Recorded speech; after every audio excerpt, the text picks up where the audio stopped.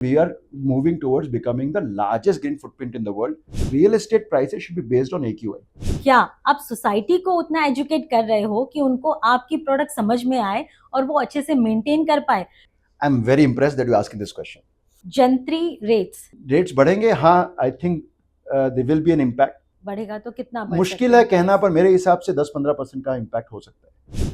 नमस्कार, real estate of real estate आज आ पहुंचा है अहमदाबाद और इसकी खास वजह है मिस्टर समीर सिन्हा, जो सैवी ग्रुप के फाउंडर और एमडी हैं और आईजीबीसी के फाउंडिंग मेंबर भी है। समीर जी, स्वागत है आपका। नमस्कार, थैंक यू।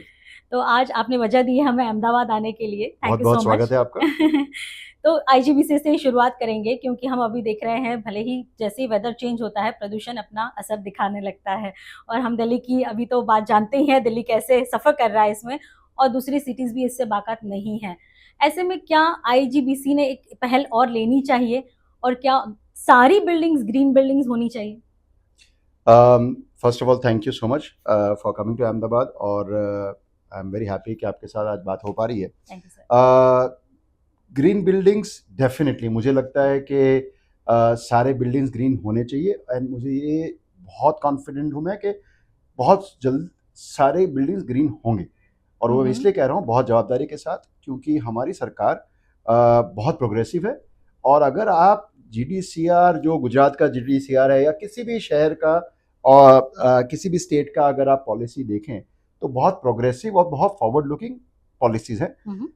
हर बिल्डिंग, अगर आप सिंपली गुजरात में अगर आप बिल्डिंग बायलॉज फॉलो करते हैं, तो आप बेसिकली ग्रीन बिल्डिंग बना रहे हैं, even if you don't get it certified. वो तो एक मैंडेट हो गया है कि मैंडेट आपको हो उसको गया है, फॉलो राइट? करना तो आपको है। फॉलो करना ही है। तो अगर आप वो फॉलो कर रहे हैं, तो you are definitely making a sustainable building. अब उसको सर्टिफाई करते हैं या नहीं करते हैं, उसका एडवांटेज आप सेलिंग में लेते हैं या नहीं लेते हैं, वो अलग बात है, that can B separate topic, but that is still बहुत छोटी बात है, बिकॉज हम लोग को पूरा सस्टेनेबल डेवलपमेंट होलिस्टिकली देखना पड़ेगा पूरे देश का। प्रधानमंत्री जी ने बहुत ही एम्बिशियस टारगेट रखा है देश के लिए, to become net zero by 2070, और उसका मतलब ये भी है कि 2047 तक हम 50% रिडक्शन करेंगे कार्बन फुटप्रिंट का। अगर वो करना है तो वो ख्याली पुलाव पकाने से नहीं होगा, उसके लिए हमें बहुत कॉन्क्रीट स्टेप्स लेने पड़ेंगे, जिसमें कि पॉलिसी सबसे पहले देश को एक अच्छी पॉलिसी बनानी पड़ेगी, जिसकी वजह से हम इस दिशा में बढ़ सके। वो policy has to be across all industry, सिर्फ रियल एस्टेट या सिर्फ इंडस्ट्री, सिर्फ मैन्युफैक्चरिंग से नहीं होगा। और बहुत खुश हूं मैं ये आपको बताकर कि देश की काफ़ी एजेंसी इस दिशा में काम कर रही हैं। जैसे कि नीति आयोग ने मिशन लाइफ एक पॉलिसी बनाई है, जिसमें कि सिटीजन्स को एनकरेज किया जा रहा है to become more sustainable in their lifestyle. So it is not just industry, also citizen, because ultimately अगर हम कंज्यूमर उस बारे में काम नहीं करेंगे तो नहीं कर पाएंगे। That is one thing. दूसरी चीज मैं आपको बताऊं कि real estate is probably one of the most forward sectors in sustainable development. India का green footprint is the second largest in the world, and we are moving towards becoming the largest green footprint in the world, only behind the US right now. और वो इसलिए भी हो रहा है because हम लोग दुनिया के सबसे बड़े डेवलपर भी हैं। रियल एस्टेट सबसे ज्यादा, सबसे नई बिल्डिंग्स इंडिया में ही बन रही हैं compare to any other country now, and that will continue to happen for the next 20-30 years. तो अगर हम इतना रियल एस्टेट बना रहे हैं, इतनी बिल्डिंग्स बना रहे हैं, तो हमें बहुत जवाबदारी के साथ सस्टेनेबल और ग्रीन बिल्डिंग बनानी पड़ेगी, और उस दिशा में बहुत अच्छा काम हो रहा है।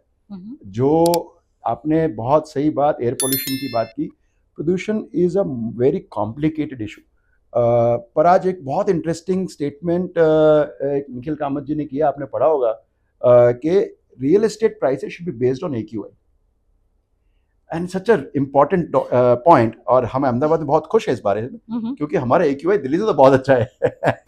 Lucky you. लेकिन फिर भी it is not the best, and there is a lot that needs to be done. और मुझे ये लगता है कि इंडिया को अगर 2070 तक नेट जीरो बनना है, तो हमें वाटर और एयर, इसके बारे में भी पॉलिसी बहुत स्ट्रॉन्ग करनी पड़ेगी। हमने रियल एस्टेट के लिए, बिल्डिंग के लिए, डेवलपमेंट के लिए, इंफ्रास्ट्रक्चर के लिए काफ़ी अच्छी पॉलिसी बनाई है, और इसमें काफ़ी अच्छा काम भी हो रहा है। लेकिन हमें पानी और वायु, ये दोनों के बारे में बहुत सीरियसली सोचना पड़ेगा। इसके बहुत सारे डिस्कशंस हो सकते हैं, but I can stop there. नहीं, मुझे ये जानना है क्योंकि देखिए अब मैंने आपको सुना था तब ये मुझे खास अच्छा लगा था कि जो पहले बिल्डिंग्स बनती थी और जो ग्रीन बिल्डिंग मतलब जो ग्रीन मटेरियल से बिल्डिंग बनती है, आज उसकी बनावट में ज़्यादा पैसे का फ़र्क नहीं है। मतलब जो कंस्ट्रक्शन कॉस्ट लगती है, वो ज़्यादा नहीं है। वो मुझे थोड़ा अच्छा लगा। लेकिन क्या ये सबको पता है? क्या सब डेवलपर्स अवगत हैं? क्यों नहीं बन रही हैं बिल्डिंग्स? Very relevant question. इसके दो कारण हैं। सबसे बड़ा कारण ये है कि आज के तारीख में, let me go back little bit, आज से 15-20 साल पहले the concept was charitable sustainability. सिर्फ वही लोग सस्टेनेबल डेवलपमेंट करते थे जिनको पैशन था और वो प्रैक्टिकली चैरिटी थी, because sustainability was a very very expensive elite passion project. Then about 10 years ago, what it became more affordable. So there was affordable sustainability. कि भाई अब अफोर्डेबल है, फिर भी लेकिन सिर्फ भी जिनको पैशन है सस्टेनेबल डेवलपमेंट के लिए वही करेंगे। तो इंडिया में अगर आप कॉर्पोरेट वर्ल्ड में देखेंगे तो 4 या 5 कंपनी थी जो सस्टेनेबल डेवलपमेंट कर रही थी। महिंद्रास थी, टाटास थे, ऐसी बड़ी बड़ी कंपनियां थी जो चैरिटेबल सस्टेनेबल डेवलपमेंट कर रही थी, but it was purely still conceived as either charitable और affordable. Today that scenario has change. आज के तारीख में सस्टेनेबिलिटी प्रॉफिटेबल है। सस्टेनेबिलिटी प्रॉफिटेबल इसलिए भी है बिकॉज हमारा कॉस्ट का मापदंड बदल गया है। The way we look at the cost of a building has change also the economics of sustainable development has change. Prices कम हो गई हैं, अफोर्डेबल ग्रीन प्रोडक्ट्स अवेलेबल हैं, कंसल्टिंग अवेलेबल है, डिज़ाइन अवेलेबल है। आज से 10 साल पहले अगर आप अपने आर्किटेक्ट को कहते हैं कि मुझे ग्रीन बिल्डिंग डिज़ाइन करना है, तो first of all he would not know, secondly he would say कि हाँ ठीक है मैं करता हूँ, कोशिश करता हूँ। आज every architect is designing green because like I said bylaws भी ग्रीन हो चुके हैं, तो उनको करना ही पड़ेगा। मटेरियल्स भी अवेलेबल हैं, बहुत ऑप्शंस अवेलेबल हैं, और कोई अब प्रीमियम नहीं मांगता है। You have to build at the same cost.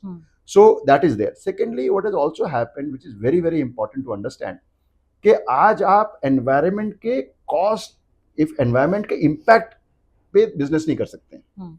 आज से 10-15 साल पहले एनवायरमेंटल इम्पैक्ट को कोई असेस नहीं करता था या उसके बारे में कुछ सोचता नहीं था। वो जनरेशन और आज के जनरेशन में ये फर्क है कि आज का जनरेशन आपको at the cost of society या at the cost of environment business नहीं करने देगा। आपको अगर बिजनेस करना है तो you will have to make profit with the society and with the environment, not against the environment and against the society. And today the story is very important. आपकी क्या कहानी है?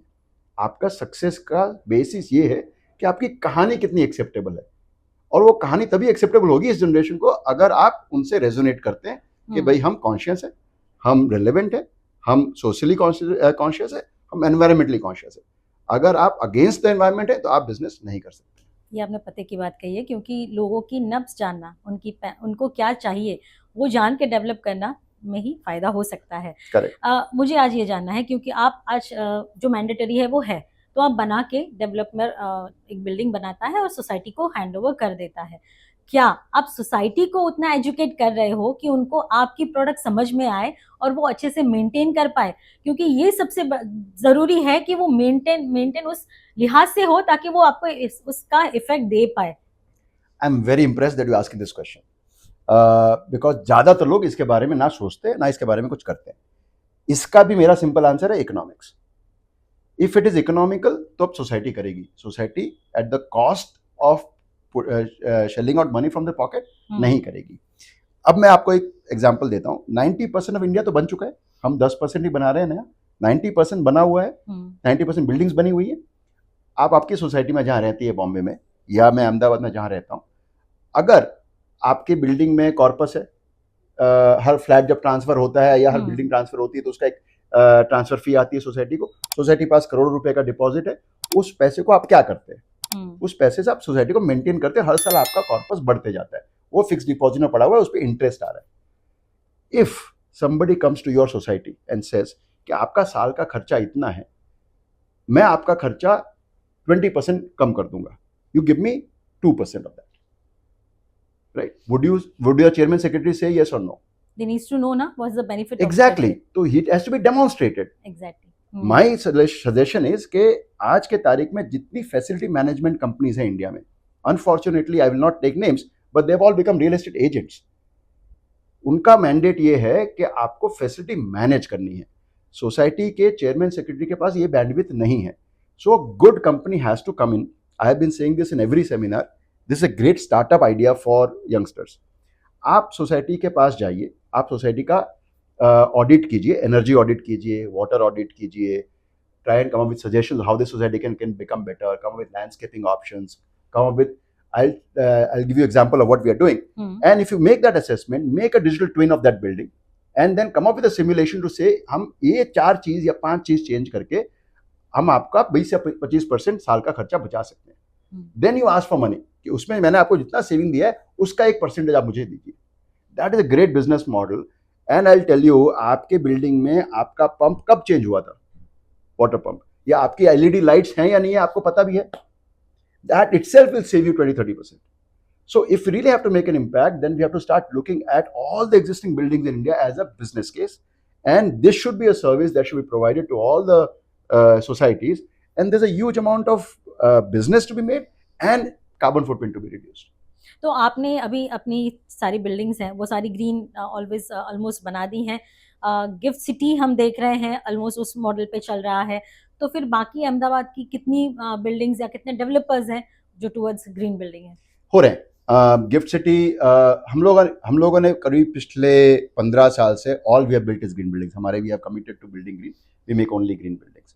Gift City, fortunately we have been involve in GIFT City from the very beginning policy framework के time से. And हम लोगों ने very proud to से कि हम लोग इस प्रोसेस में इन्वॉल्व थे. अब green GIFT City 100% green city है.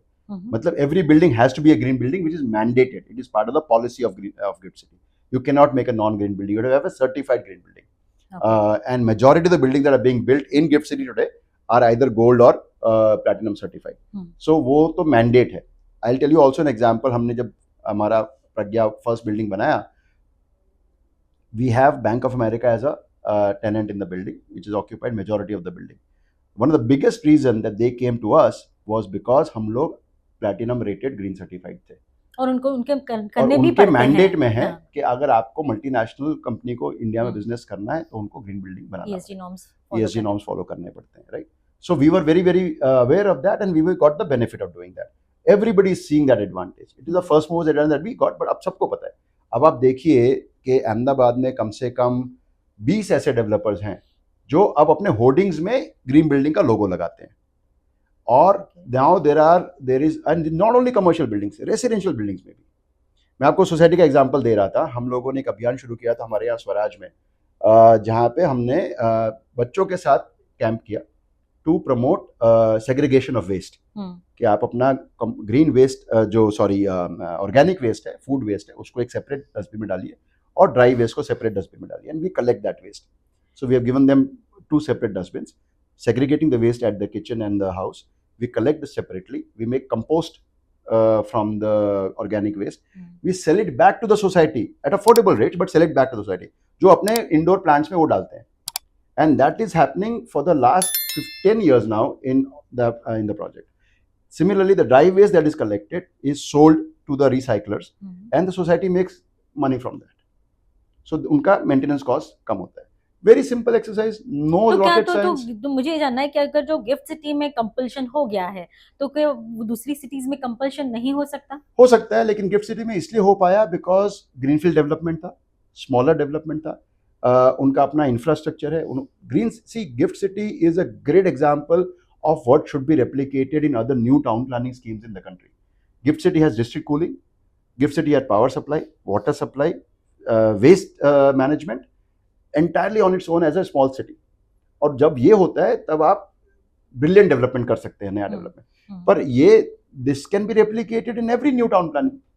टाउन प्लानिंग में हम लोग का प्रॉब्लम ये है हमारे देश में अनफॉर्चुनेटली कि we are a development led infrastructure country. We should be infrastructure led development country, right. हम लोग पहले डेवलपमेंट करते हैं, उसके बाद फिर खड्डा खोदते हैं, फिर पाइप डालते हैं, उसके बाद ड्रेन पाइप डालते हैं, उसके बाद केबल डालते हैं, फिर रोड बनाते हैं, फिर रोड फिर से खोद डालते हैं. So instead of doing that, gift is a great example of what a infrastructure led development should be. The tunnels that have been built in Gift City are good for the next 25 years. The infrastructure that is there is brilliant. Power supply, water supply, waste management, like ऐसे district cooling for the first time in India, पूरे city में district cooling है, मतलब chilled water supply आपको मिलता है for air conditioning. You don't have to install window air conditioning anywhere in GIFT City. All the buildings get chilled water supply. So that can be done. It's an proven example कि हो सकता है India में. तो बस एक पहल करनी ज़रूरी है, और ना सिर्फ डेवलपर्स लेकिन जो कंज्यूमर्स हैं, जो रेसिडेंट्स हैं, उनको भी उतनी ही अवेयरनेस है. आई गेस आईजीबीसी उसमें थोड़ा एक नहीं, इनिशिएट कंज्यूमर का करके बहुत बड़ा रोल है. कंज्यूमर को हाँ, समझाना ज़रूरी है कि मेरे बिल्डिंग में कहाँ पे सोलर लगा हुआ है, उससे मुझे कितना फ़ायदा होगा, राइट? नहीं, ये बहुत ज़रूरी है. अवेयरनेस बहुत ज़्यादा ज़रूरी है. कंज्यूमर अनफॉर्चुनेटली हमारा generation, my generation and to some extent a few generations after me also are the ones responsible for this consumer led country that we have built.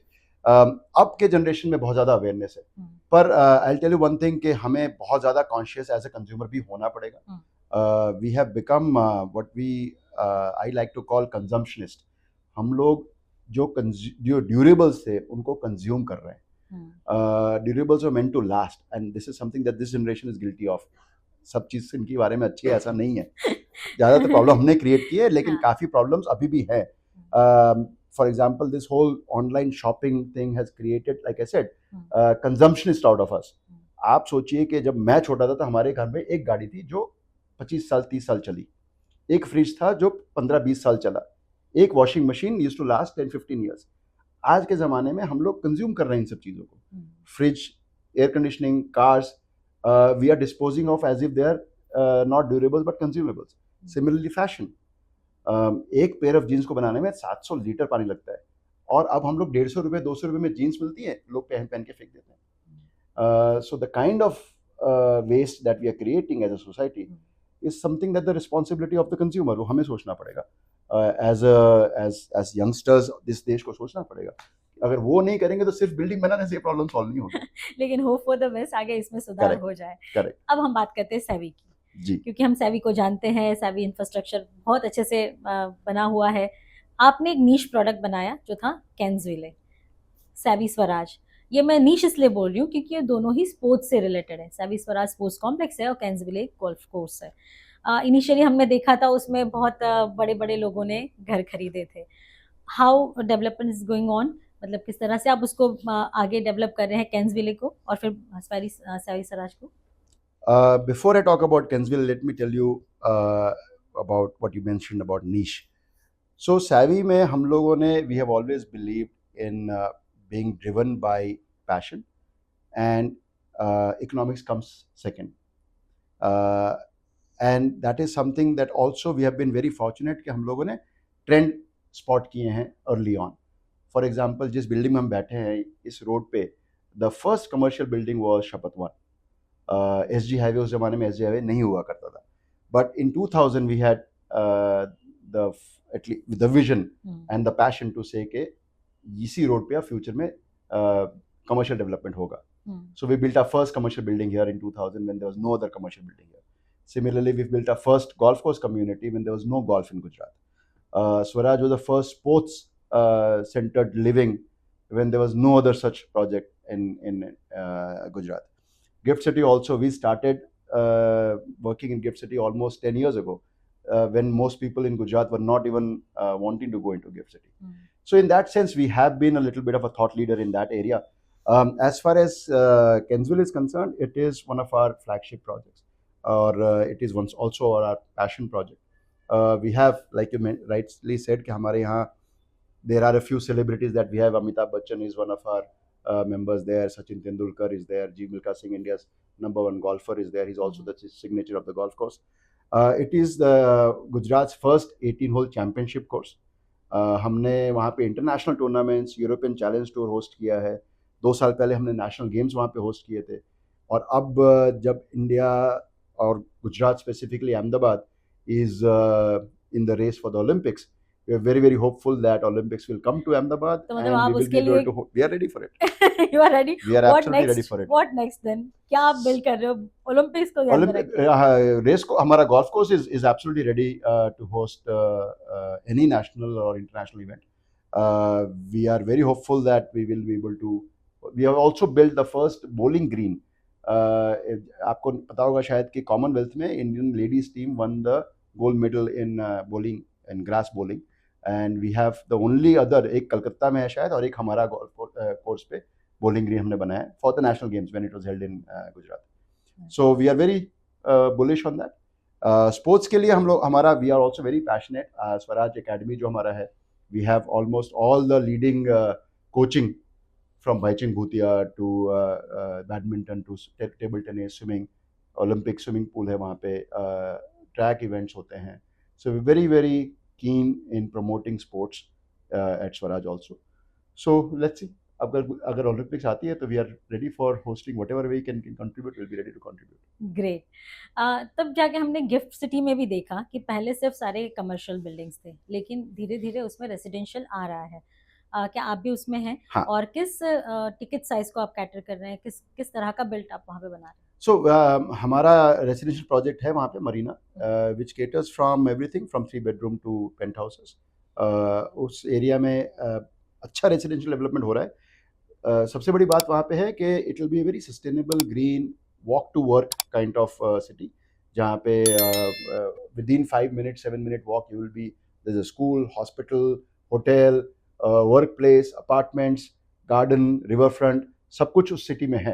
So in the next 10 years, I believe Gift City will be a wonderful place to live and to work. मतलब वहाँ पे जो काम करते हैं उनको आप ज्यादा तो फोकस कर रहे हैं, या फिर अहमदाबाद के लोग भी वहाँ पे जा रहे हैं? नहीं, जा रहे हैं, अहमदाबाद से भी लोग जा रहे हैं, पर मुझे ये लगता है कि वहाँ पे ज़्यादातर जो कैप्टिव ऑडियंस होगा वहाँ पे, बिकॉज इतने वहाँ पे in the next 5 years there is almost 10 million square feet commercial space बन रहा है.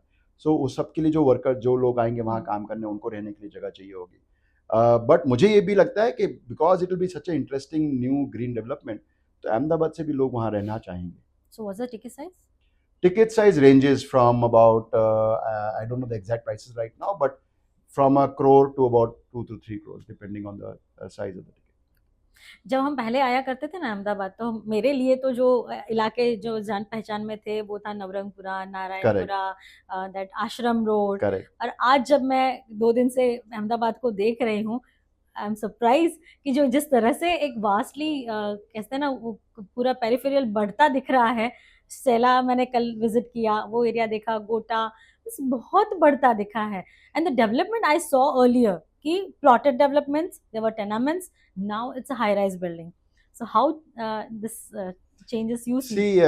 बहुत इंटरेस्टिंग बात ही आपने की है कि अहमदाबाद, आप कितने साल के बाद आई अहमदाबाद? वैसे तो 3-4 साल के बाद आई. हाँ, तो अहमदाबाद में ये होता है कि हर 10 साल में the central business district Ahmedabad shifts.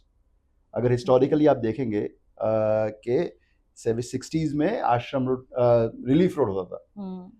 70s में आश्रम रोड, 70s 80s में घूमने के लिए आश्रम सिर्फ रोड लॉ गार्डन हुआ और लॉ गार्डन करता होता था. 80s 90s में इट बिकेम सीजी रोड. 2000 में एसजी हाईवे. अब 2020 में ring road is already getting saturated. So it is every 10-15 years the city shifts. Gift City is coming up in the periphery now. You've seen the development in Shela, like you said, and areas beyond Ring Road.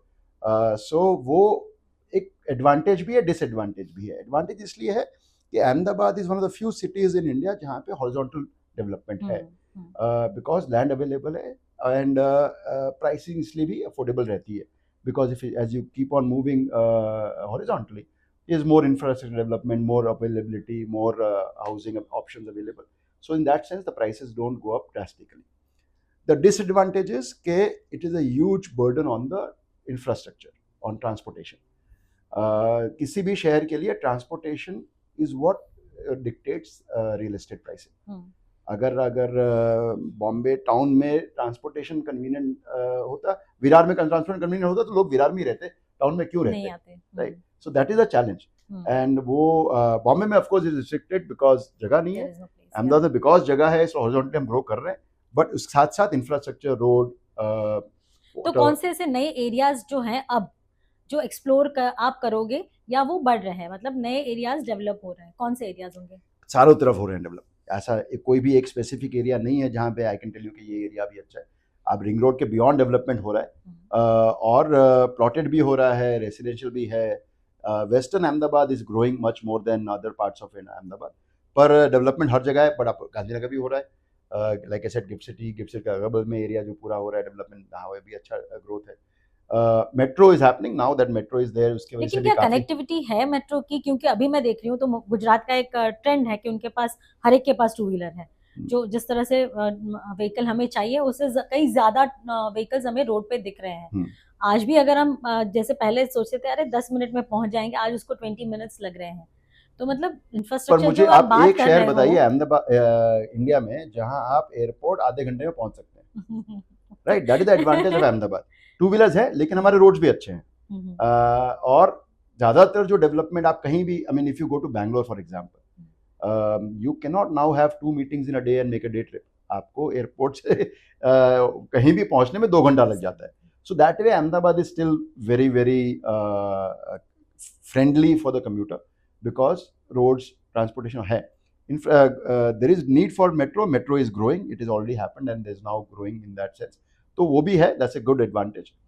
BRTS है, बहुत successful BRTS है हमारे यहाँ, जो काफ़ी शहरों में दिल्ली में वगैरह में नहीं चली उतनी अच्छी तरह से, पर हमारे यहाँ BRTS does a good job. Road are getting congested but फिर भी डिसेंट इंफ्रास्ट्रक्चर, नए रोड्स बन रहे हैं. So there is a lot of growth that is happening, but infrastructure we will have to match up with that. I just want to know कि पहले जैसे मैंने कहा प्लॉटेड डेवलपमेंट ज्यादा दिख रहे थे, जी. अब हाई राइज, जैसे मैंने हाईवे देखा, हाईवे के उस पार सारी हाई राइज बिल्डिंग है. लेकिन comparative to other cities like Mumbai, वहां पे जो 30 40 50 है उतनी यहाँ पे नहीं दिख रही हैं. 15-20 माले की दिख रही हैं. जगह तो है, फिर क्यों क्या एफएसआई की कमी है या कोई रिस्ट्रिक्शन है? नहीं, एफएसआई की कमी है, of course the policy is there, but like I said because there is availability of land, horizontal growth is more economical. अगर हॉरिजॉन्टल कोई अगर आदमी शेला में रह के और 5 करोड़ में अपना घर खरीद सकता है, तो यहाँ पे 5 करोड़ का अपार्टमेंट क्यों खरीदेगा अगर उसका 20 मिनट का ही कम्यूट है. वो रहता है वेस्टर्न अहमदाबाद में, उसकी फैक्ट्री चांगोदर में है, तो उसको नवरंगपुरा में अपार्टमेंट लेने की जरूरत क्या है if you can afford a small bungalow in Shela for example. So that is the reason that Ahmedabad still growing horizontally. और मैं ये नहीं मानता हूँ नेसेसरली कि हाई राइज होना या 50 माले की बिल्डिंग होना ही ग्रोथ है. आप हैदराबाद देख लीजिए.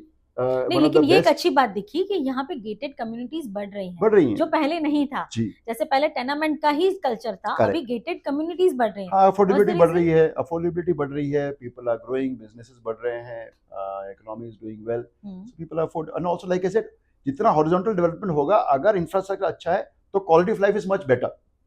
अगर आप ओपन हॉरिजॉन्टल ग्रोथ करते हैं तो आपका पोल्यूशन कम होता है, आपके ओपन एयर मिलती है, आपको गार्डन मिलता है. सो it is a much better way of living.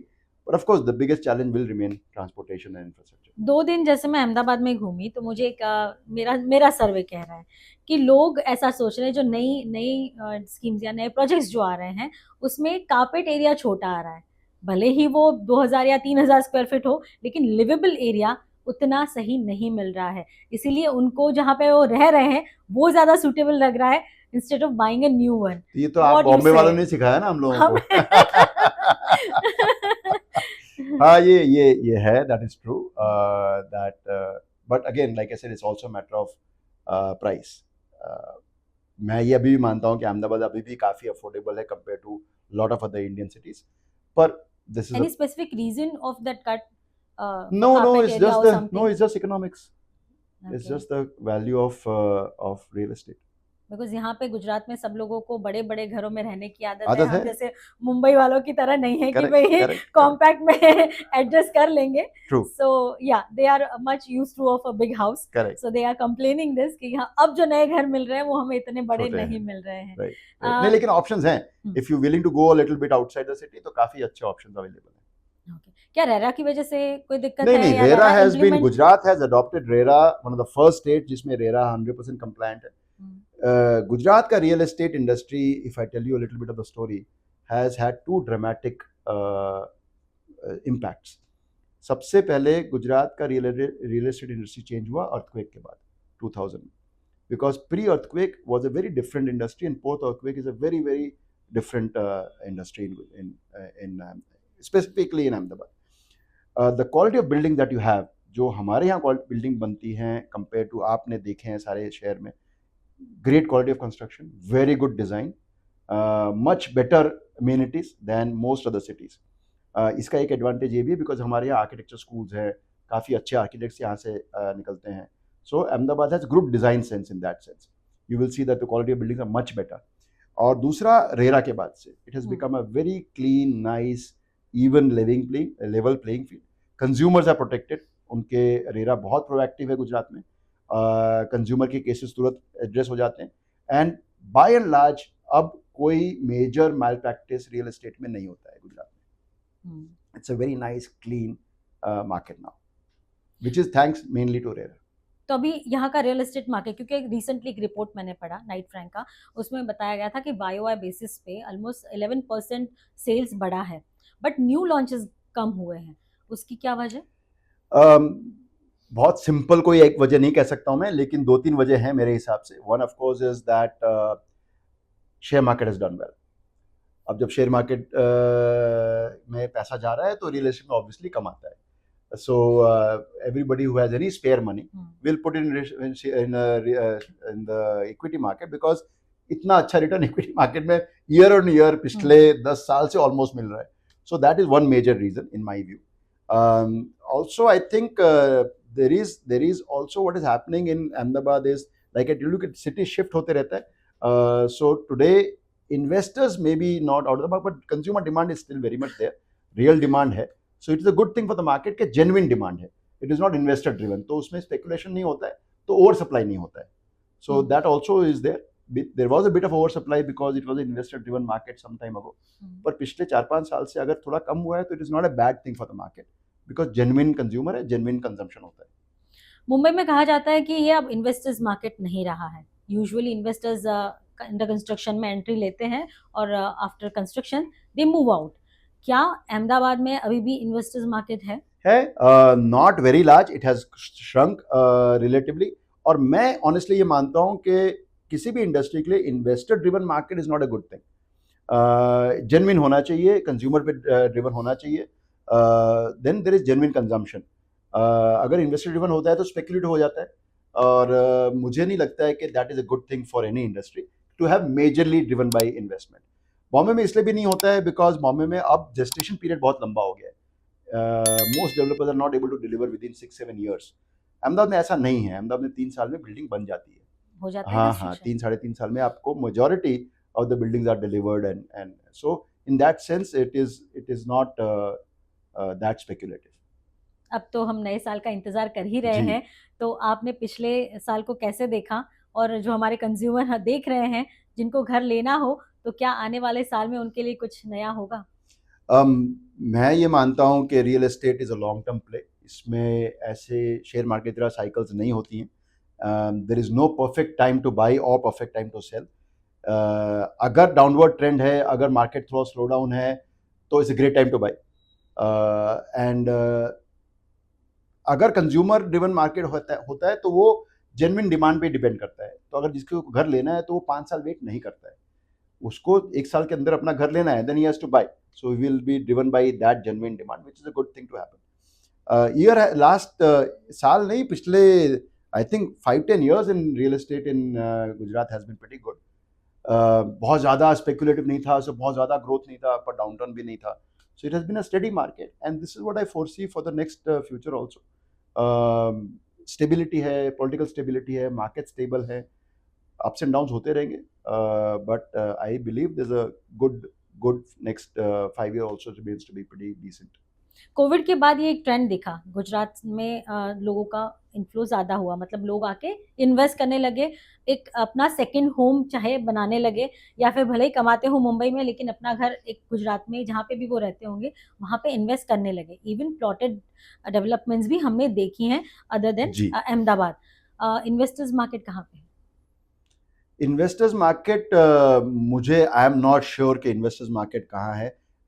Even plotted development में, यस, कोविड के बाद से there was a movement from Bombay, Delhi for people who wanted option कि एक रियल एस्टेट ऑप्शन होना चाहिए, जो अब दिल्ली बॉम्बे में पॉसिबल नहीं है. सो वो है, that is genuinely there, that exist. Ahmedabad में उस तरह के बहुत अच्छे ऑप्शंस अवेलेबल है. And if you go outside the city, like I said, environment अच्छा है, क्वालिटी अच्छी है, वाटर इज फाइन. सो उसमें उस तरह का दिक्कत नहीं, कनेक्टिविटी अच्छी है. बॉम्बे से आप 45 मिनट 1 घंटे के अंदर you can be in Ahmedabad. So उस तरह से उतना नहीं है. There is investors in the market. Bombay से काफ़ी लोगों को अच्छा इंटरेस्ट है अहमदाबाद में, and they are growing areas. GIFT city is a great investment destination for people looking for return on investment. What is the rental yield?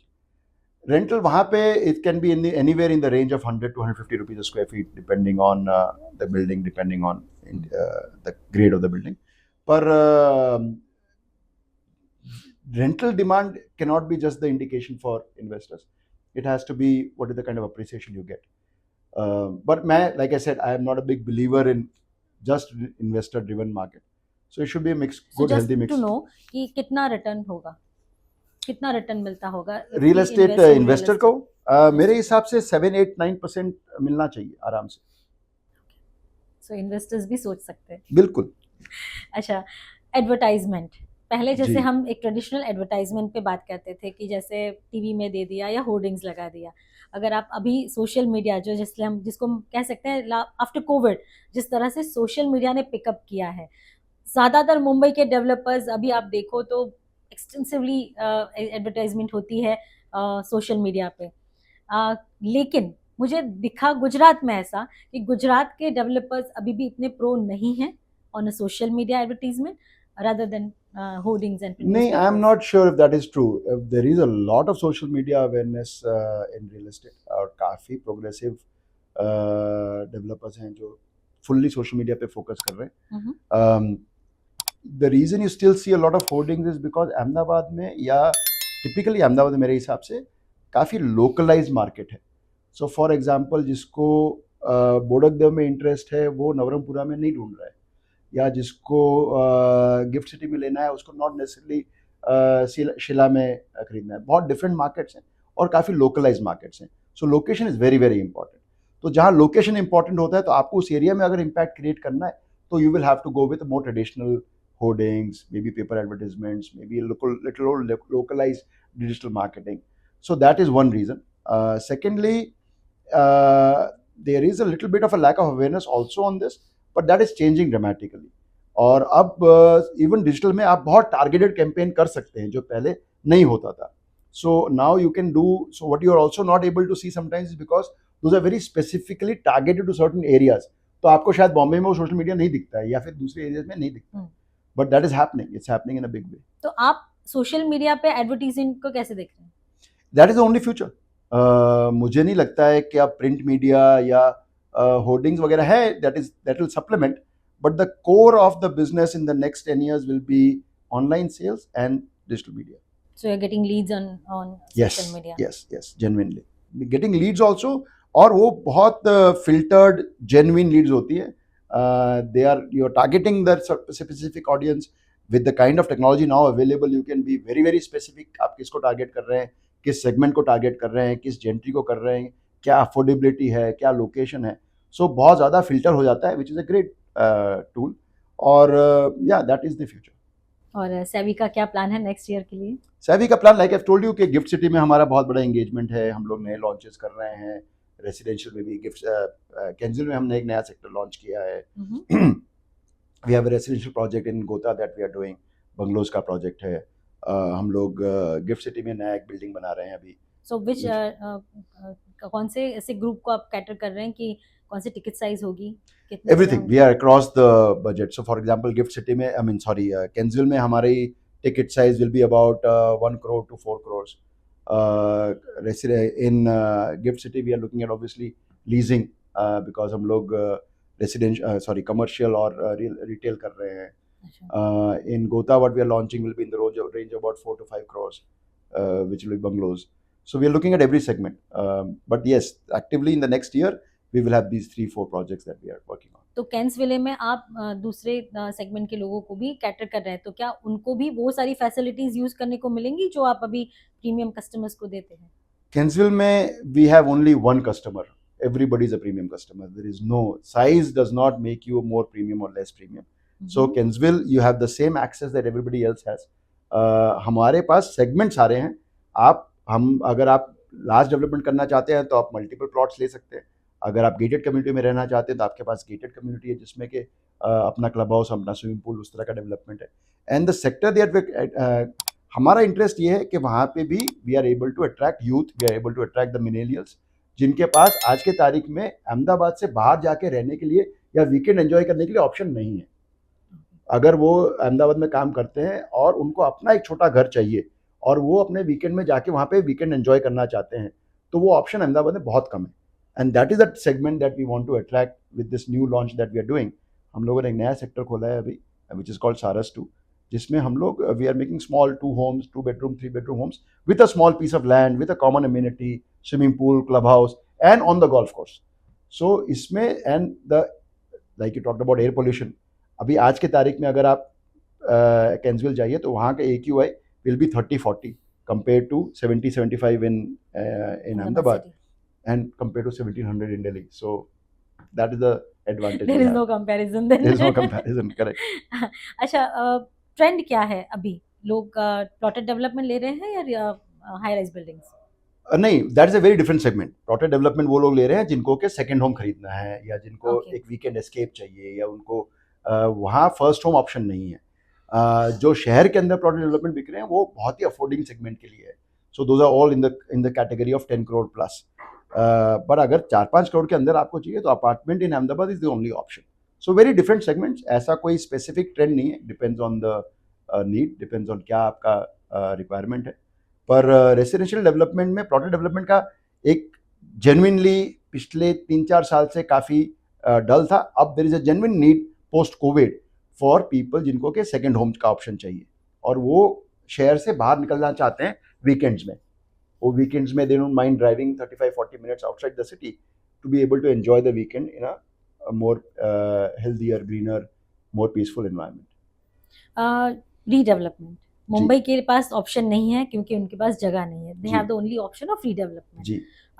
लेकिन आज हम पेरिफेरी एरिया जितना बढ़ता देख रहे हैं, सब जगह न्यू कंस्ट्रक्शन है, लेकिन जैसे मैंने बात की नारायणपुरा, नवरंगपुरा या जो भी पुराना अहमदाबाद है, क्या वहाँ पे भी रीडेवलपमेंट हो रहा है या हो सकता है? जी, हो रहा है। एक डिस्टिंक्शन है बॉम्बे में और अहमदाबाद में। बॉम्बे में लाइक उसे जगह नहीं है और जो जगह है वो भी लीगली क्लियर नहीं है। So redevelopment is the only option, जहाँ पे सोसाइटी आपके पास आती है, सोसाइटी के पेपर्स क्लियर हैं, सोसाइटी में एग्रीमेंट है and becomes much easier for a developer to develop that. Ahmedabad में वो चैलेंज नहीं है। सो अहमदाबाद में अवेलेबल है जमीन, लीगल जमीन है, क्लियर जमीन है, you can make a new building much better there.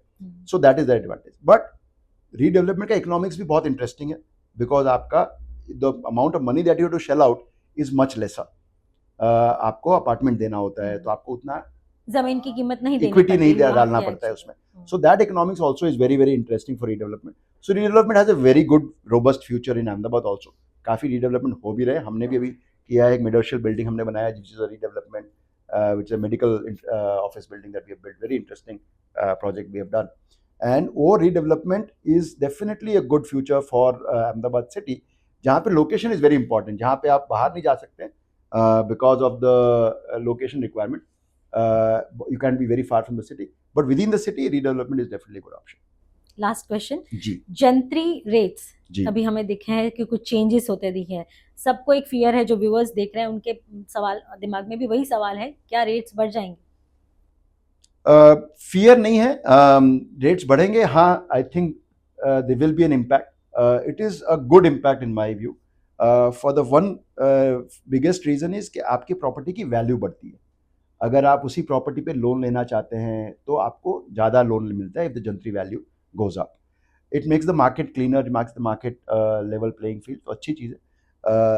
Impact जरूर होगा बिकॉज दे विल बी, इसलिए इम्पैक्ट होगा बिकॉज अहमदाबाद में we have what is known as purchase FSI या TDR, जो आपको FSI खरीदनी पड़ती है और उस परचेज FSI का कॉस्ट बढ़ जाता है अगर जंत्री बढ़ती है, because you have to pay percentage of that cost for buying the FSI from the government.